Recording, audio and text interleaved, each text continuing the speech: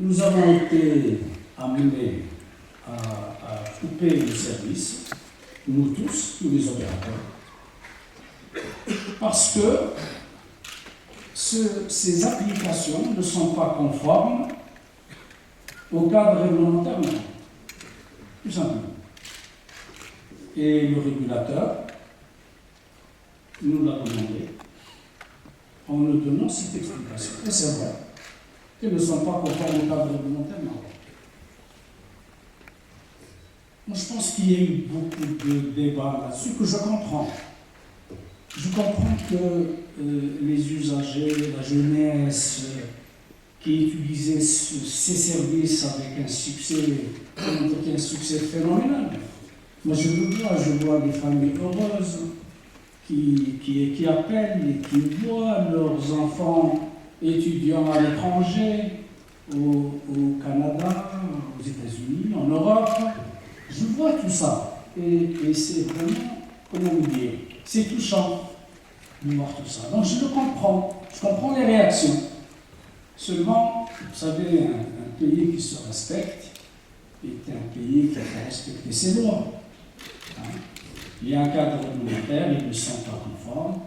Je pense que tout ceci aurait pu être évité si les sociétés qui offrent ces applications, ils sont très puissants.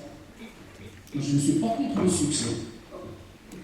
Ils connaissent un succès phénoménal. C'est normal.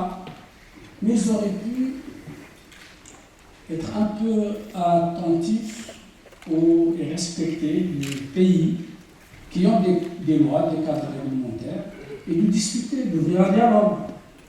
Jusqu'à présent, il n'en a pas été le cas à ma connaissance. Donc, le régulateur a dit, bon, on a trop attendu, il faut le faire.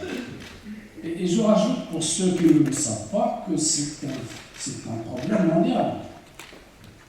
Il y a des pays qui sont passés à l'interdiction, et ils sont nombreux. D'autres qui procèdent par, ils envoient des messages. Récemment, la France, à l'initiative de la commission, comme on appelle ça, la CNIL, il pose la question à Facebook, qu'est-ce qu'il fait des données nominatives de leurs clients en France? C'est une question qui est posée, je ne sais pas si ça va déboucher. Je crois qu'ils leur ont donné un délai de 3 mois peut-être. Et au Maroc, nous avons aussi la CNDP qui peut s'interroger sur l'usage fait par les données nominatives des Marocains.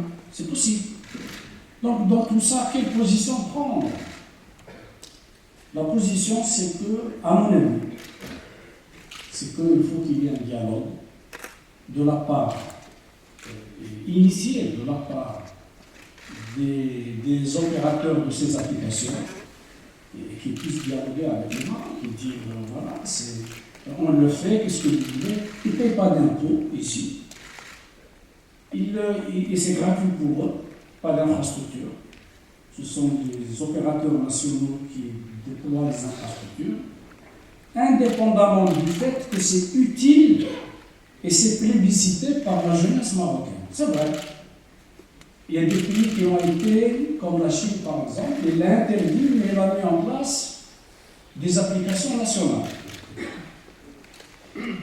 J'espère que cela va nous pousser soit, qu'il y ait un dialogue avec ces compagnies internationales puissantes sur le sujet, soit de pousser à ce qu'il y ait des efforts et des investissements pour créer des solutions alternatives.